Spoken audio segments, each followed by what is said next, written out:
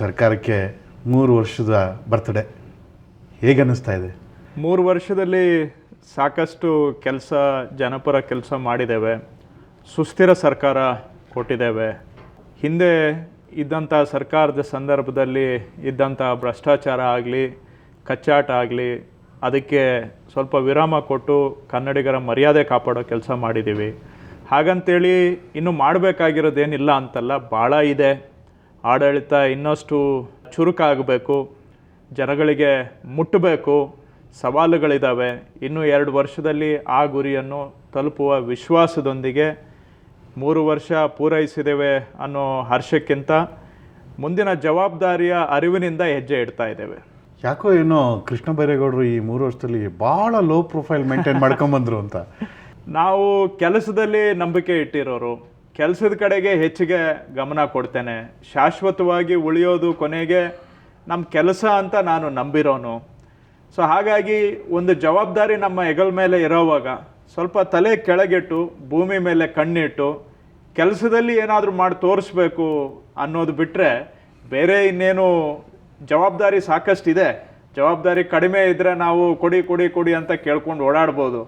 ಆದರೆ ಜವಾಬ್ದಾರಿ ಇರೋವಾಗ ಜವಾಬ್ದಾರಿ ನಿರ್ವಹಣೆ ಮಾಡೋದು ಅದು ಮುಖ್ಯ. ಕೆಲವ್ರು ಹೇಳ್ತಾರೆ ಕೃಷ್ಣ ಬೈರೇಗೌಡರಿಗೆ ಈ ಖಾತೆ ಇಷ್ಟ ಇರಲಿಲ್ಲ ಮತ್ತು ಅವ್ರಿಗೆ ಕ್ಯಾಬಿನೆಟ್ ರ್ಯಾಂಕ್ ಸಿಕ್ಕಲಿಲ್ಲ ಅನ್ನೋ ಒಂದು ಅಸಮಾಧಾನ ಅವರಲ್ಲಿದೆ ಅಂತ.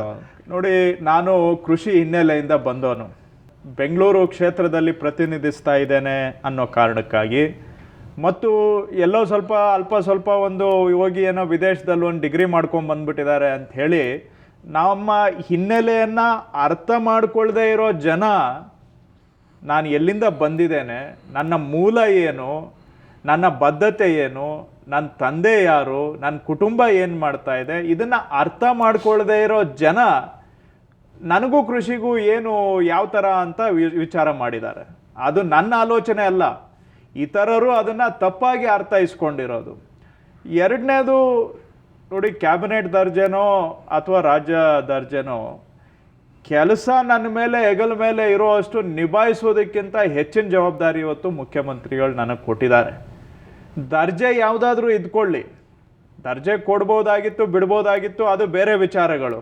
ಆದರೆ ಕೆಲಸ ಮಾಡೋದಕ್ಕೆ ಎಷ್ಟು ಬೇಕೋ ಅಷ್ಟು ಸ್ವಾತಂತ್ರ್ಯ ನಮಗೆ ಕೊಟ್ಟಿದ್ದಾರೆ. ಹಾಗಿದ್ರೆ KBJಗೆ ಯಾವುದೇ ಅಸಮಾಧಾನ ಇಲ್ಲ? ಖಂಡಿತ ನನಗೆ ಏನು ಕ್ಯಾಬಿನೆಟ್ ದರ್ಜೆ ಕೊಟ್ಟಿಲ್ಲ ಅನ್ನೋ ಅಸಮಾಧಾನ ಆಗಲಿ, ಅಥವಾ ಕೃಷಿ ಖಾತೆಯನ್ನು ನೋಡಿ, ಇದೊಂದು ಸವಾಲು.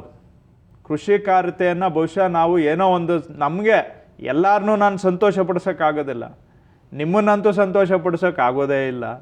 ಆದರೆ ನನ್ನ ಆತ್ಮಸಾಕ್ಷಿ ಅಂತ ಒಂದಿದೆ. ನನ್ನ ಆತ್ಮಸಾಕ್ಷಿಗೆ ಅನುಗುಣವಾಗಿ ನಾನು ಈ ಖಾತೆಯನ್ನು ನಿರ್ವಹಿಸಿದ್ದೀನಿ ಅಂತ ಏನಾದರೂ ನನಗೆ ಸ್ವಲ್ಪ ಸಮಾಧಾನ ಬಂದರೆ, ಅದರಿಂದ ನನಗೆ ಬರೋ ಆತ್ಮವಿಶ್ವಾಸ ಇದೆಯಲ್ಲ, ಇನ್ನು ಯಾವ ಖಾತೆನ ಬೇಕಾದರೂ ನಿಭಾಯಿಸ್ಬೋದು ಇದನ್ನು ನಿಭಾಯಿಸಿದರೆ, ಅಷ್ಟು ನಮಗೆ ನಾಲೆಡ್ಜ್ ಬರ್ತದೆ.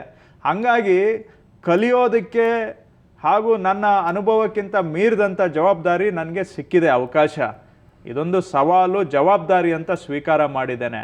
ಹಾಗಾಗಿ ಯಾವುದೇ ರೀತಿಯಲ್ಲಿ ಇದ್ರ ಬಗ್ಗೆ ಅಸಮಾಧಾನ ಇಲ್ಲ. ಬಹುಶಃ ಇದರಲ್ಲಿ ನಾನು ಒಳ್ಳೆ ಕೆಲಸ ಮಾಡಿದರೆ ನಾಳೆ ಯಾವ ಜವಾಬ್ದಾರಿ ಬೇಕಾದರೂ ನಿರ್ವಹಣೆ ಮಾಡ್ಬೋದು ಅನ್ನೋ ವಿಶ್ವಾಸ ನನಗೆ ಬರ್ತದೆ ಅಂದ್ಕೊಂಡಿದ್ದೀನಿ.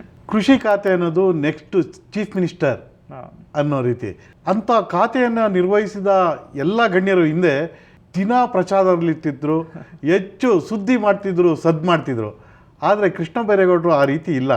ಹಿಂದೆ ಬೈರೇಗೌಡರು ಕೃಷಿ ಸಚಿವರಿದ್ದರು. ಬೇರೆ ಎಷ್ಟು ಕೃಷಿ ಸಚಿವರ ಹೆಸರು ಹೇಳಲಿಕ್ಕಾಗುತ್ತೆ ಹೇಳಿ ನೋಡೋಣ. ಯಾರು ಒಂದು ಶಾಶ್ವತವಾಗಿ ಒಂದು ಹೆಸರು ಮಾಡಿ ಹೋಗಿದ್ದಾರೆ? ಹಿಂದೆ 5 ವರ್ಷದಲ್ಲಿ ಯಾರಿದ್ರು ತಕ್ಷಣ ಹೇಳಿ ನೋಡೋಣ, ಯಾರ್ದು ಹೆಸರು ಉಳಿದಿದೆ? ನೋಡಿ, ಕೃಷಿ ಬಹಳ ಮಹತ್ವವಾದಂಥ ಒಂದು ವಲಯ, ರಂಗ ಅದು. ಆದರೆ ಏನಾಗಿದೆ, ರಾಜ್ಯ ಮಟ್ಟದಲ್ಲಿ ಅದು ನಾನಾ ಇಲಾಖೆಗಳಾಗಿ ವಿಭಜನೆ ಆಗಿದೆ. 6 ಇಲಾಖೆಗಳ ಜೊತೆ 6 ಬಹುಶಃ 8 ಅಂತಾನು ಹೇಳ್ಬೋದು. ಈ ನೋಡೋದಕ್ಕೆ ಎಲ್ಲ ರೈತರಿಗೆ ಸಂಬಂಧಪಟ್ಟಂಥ ಯಾವುದೇ ವಿಚಾರ ಇರಲಿ, ತಕ್ಷಣಕ್ಕೆ ನೆನಪಿಗೆ ಬರೋದು ಕೃಷಿ ಸಚಿವರು, ಸಚಿವಾಲಯ. ಬರ ಅಂತ ಹೇಳಿದ್ರು ಕೃಷಿ, ಆದರೆ ಬರ ನಿರ್ವಹಣೆ ಕಂದಾಯ ಇಲಾಖೆಯಲ್ಲಿದೆ. ಹಾಗೂ ಕೃಷಿ ಮಾರುಕಟ್ಟೆ ಅಂತ ಹೇಳಿದ್ರೂ ಕೃಷಿ ಜ್ಞಾಪಕ ಬರ್ತದೆ, ಆದರೆ ಕೃಷಿ ಮಾರುಕಟ್ಟೆ ಬೇರೆ ಖಾತೆ. ಕೃಷಿ ಅಂದ ಕೂಡಲೇ ಸಾಲ ಸೋಲ ಬರ್ತದೆ, ಅದು ಸಹಕಾರ ಇಲಾಖೆ. ಕೃಷಿ ತೋಟಗಾರಿಕೆ ಮಾಡೋರಿಗೂ ನಾವು ಹೋಗಿ ತೋಟಗಾರಿಕೆ ಮಾಡೋ ರೈತರಿಗೆ ಅವರಲ್ಲಿ ತೋಟಗಾರಿಕೆ ಕೃಷಿ ರೈತ ಅಂತ ವಿಭಾಗ ಇಲ್ಲ. ಆದರೆ ಸರ್ಕಾರದಲ್ಲಿ ತೋಟಗಾರಿಕೆ ಬೇರೆ ಖಾತೆ, ಪಶುಸಂಗೋಪನೆ ಮಾಡೋದು ಅದು ಬೇರೆ ಖಾತೆ. ಹೀಗೆ 7-8 ಖಾತೆಗಳು ಕೇಂದ್ರ ಸರ್ಕಾರದಲ್ಲಿ ಒಂದು ಕೃಷಿ ಸಚಿವಾಲಯ ಏನಿದೆ ಅದರ ವ್ಯಾಪ್ತಿಗೆ ಬರುವಂತಹದ್ದು ರಾಜ್ಯ ಮಟ್ಟದಲ್ಲಿ 8 ಖಾತೆ ಇದೆ. ಸೊ ಅವ್ರದ್ದೇ ಆದಂಥ ಜವಾಬ್ದಾರಿ ಇದೆ. ಬಹುಶಃ ಇವೆಲ್ಲ ಕೂಡಿಸಿದ್ರೆ ನೀವು ಅದು ಭಾಳ ಸಮಗ್ರವಾದಂಥ ಭಾಳ ಜವಾಬ್ದಾರಿಯುತವಾದಂತಹದ್ದು.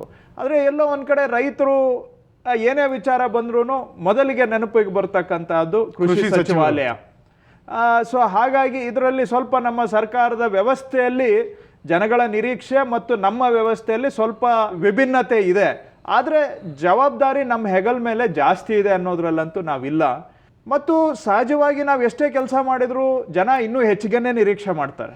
ದಿನೇಶ್ ಗುಂಡೂರಾವ್ ಥರದವರು, ಕೃಷ್ಣ ಬೈರೇಗೌಡರು ಥರದಂತಹ ಯುವಕರು ಸರ್ಕಾರಕ್ಕೆ ಹೆಚ್ಚು ಚೈತನ್ಯ ತಂದುಕೊಡ್ತಾರೆ, ಹೆಚ್ಚು ಕ್ರಿಯಾಶೀಲರಾಗಿರ್ತಾರೆ ಅನ್ನೋದು ಮುಖ್ಯಮಂತ್ರಿಗಳ ಆಶಯ ಆಗಿತ್ತು. ಆದರೆ ಯಾಕೋ ಈ ಇಬ್ಬರು ತಮ್ಮ ಚಿಪ್ಪಿಂದ ಆಚೆನೇ ಬರ್ತಾ ಇಲ್ಲ. ಯಾಕೋ ಅವರ ಮುಖ್ಯಮಂತ್ರಿಗಳ ನಿರೀಕ್ಷೆಯನ್ನು ಎಲ್ಲೋ ಒಂದು ಕಡೆ ಹುಸಿ ಮಾಡಿಬಿಟ್ರಾ ಅನ್ನೋ ಮಾತು ಕೂಡ ಇದೆ. ತಾವೇನು ಹೇಳ್ತೀರಿ? ಅದು ಮುಖ್ಯಮಂತ್ರಿಗಳೇ ಹೇಳಬೇಕು. ನೀವೇನು ಹೇಳಿದ್ರು ಅದು ಊಹೆ ಆಗ್ತದೆ. ನಾನು ಇಲ್ಲ ಮುಖ್ಯಮಂತ್ರಿಗಳು ನನ್ನ ಜೊತೆಗೆ ಸಂತುಷ್ಟ ಇದ್ದಾರೆ ಅಂತ ಹೇಳಿದ್ರೆ ಅದು ಒಂದು ಊಹೆನೇ ಆಗ್ತದೆ. ನನಗಿರೋ ಅಭಿಪ್ರಾಯದಲ್ಲಿ ಪರವಾಗಿಲ್ಲ, ಅವನು ವಿಚಾರ ತಿಳ್ಕೊಂಡಿದ್ದಾನೆ ಆಳವಾಗಿ, ಎಲ್ಲ ವಿಚಾರ ಇಲಾಖೆಗೆ ಸಂಬಂಧಪಟ್ಟಾಗೆ ಯಾವುದೇ ರೀತಿಯಲ್ಲೂ ಸಹ ಎಲ್ಲವನ್ನು ಸಮರ್ಥವಾಗಿ ನಿಭಾಯಿಸ್ತಾ ಇದ್ದಾನೆ ಅನ್ನೋ ಭರವಸೆ ಮುಖ್ಯಮಂತ್ರಿಗಳಿಗಿದೆ. ಅದೇ ರೀತಿ ದಿನೇಶ್ ಅವರು ಸಹ ಆಹಾರ ಖಾತೆ ಅವರಿಗೆ ವಹಿಸಿದಾಗ ನಮ್ಮ ಸರ್ಕಾರದ ಬಹಳ ದೊಡ್ಡ ಯೋಜನೆ ಅಂತ ಹೇಳಿದ್ರೆ ಅನ್ನಭಾಗ್ಯ, ಇಲ್ಲಿವರೆಗೂ ಅವರು ಅದನ್ನು ಭಾಳ ಸಮರ್ಥವಾಗಿ ನಿಭಾಯಿಸ್ಕೊಂಡು ಬಂದಿದ್ದಾರೆ. ಸೊ ನಮಗೆ ಕೊಟ್ಟಂಥ ಜವಾಬ್ದಾರಿಯನ್ನು ನಾವು ನಿರ್ವಹಣೆ ಮಾಡಿದೆವಾ ಅನ್ನೋದು ಪ್ರಶ್ನೆ. ಈಗ ನನ್ನ ಖಾತೆ ಹಿಂದಿನ ಸರ್ಕಾರ ಇದ್ದಾಗ ತಾವೇ ವಿಚಾರ ಮಾಡಿ, ಭಾಳ ಬೇಸಿಕ್ ಅಂತ ಹೇಳಿದರೆ ರೈತರು ಕೇಳೋದು ಒಂದು ಬಿತ್ತನೆ ಬೀಜ, ಗೊಬ್ಬರ. ಎಷ್ಟು ವರ್ಷ ಹಿಂದೆ ಸರ್ಕಾರ ಇದ್ದಾಗ ಗೊಬ್ಬರ ಸಿಗಲಿಲ್ಲ, ಬೀಜ ಸಿಗಲಿಲ್ಲ ಅಂತೇಳಿ ಎಷ್ಟು ಗಲಾಟೆಗಳಾದವು, ಎಷ್ಟು ಧರಣಿ ಸತ್ಯಾಗ್ರಹಗಳು ನಡೆದವು, ಗೋಲಿಬಾರ ಆಗಿ ಕೊನೆಗೆ ರೈತರು ಪ್ರಾಣ ಕಳ್ಕೊಳ್ಳೋ ಮಟ್ಟಕ್ಕೆ ಆಯಿತು. ನಮ್ಮ ಸರ್ಕಾರ ಬಂದು ಆಯಿತು, ನೀವು ಹೇಳ್ತೀರಾ ನಾವು ವಯಸ್ಸಿನಲ್ಲಿ ಚಿಕ್ಕವರು, ಅದು ಇಲ್ಲ ಇದು ಇಲ್ಲ ಎಲ್ಲ ಹೇಳ್ತೀರಿ. 3 ವರ್ಷ ಆಯಿತು, ಯಾವುದಾದ್ರೂ 1 ವರ್ಷ, 3 ವರ್ಷ ಮುಂಗಾರು 3 ವರ್ಷ ಹಿಂಗಾರು ಬಿತ್ತನೆ ಆಗಿದೆ ನಮ್ಮ ಸರ್ಕಾರ ಬಂದ ಮೇಲೆ. ಯಾವುದಾದ್ರೂ ಒಂದು ಬಿತ್ತನೆ ಬೀಜ ಕೊರತೆ ಆಯಿತು ಅಥವಾ ರಸಗೊಬ್ಬರ ಸಿಗಲಿಲ್ಲ ಅನ್ನುವಂಥದ್ದು ಒಂದು ಗಲಾಟೆ ಎಲ್ಲಾದರೂ ರಾಜ್ಯದಲ್ಲಿ ನಡೆದಿದ್ರೆ ತೋರಿಸ್ಬಿಡಿ. ಇದು ನಿಭಾಯಿಸಿದೀವೋ ಇಲ್ವಾ? ಅದು ಏನೇನು ಮಾಡಿದ್ದೀವಿ ನಮಗೆ ಗೊತ್ತು. ಪ್ರಚಾರ ಕೊಡಲಿಲ್ಲ ಅಂತೇಳಿ ಒಂದೇ ಕಾರಣಕ್ಕೋಸ್ಕರ ನೀವು ಅವ್ರ ಹಿಂದೆ ವೈಫಲ್ಯತೆಯನ್ನು ಸಹ ಮರೆತು ಪ್ರಚಾರದಲ್ಲಿ ನಾವು ವೈಫಲ್ಯ ಆಗಿದ್ದೀವಿ ಅಂತೇಳಿ ಅದ್ರ ಮೇಲೇ ನೀವು ತೀರ್ಮಾನ ಮಾಡಿಬಿಟ್ರೆ ಇದು ನ್ಯಾಯನಾ? ಯೋಚನೆ ಮಾಡಿ.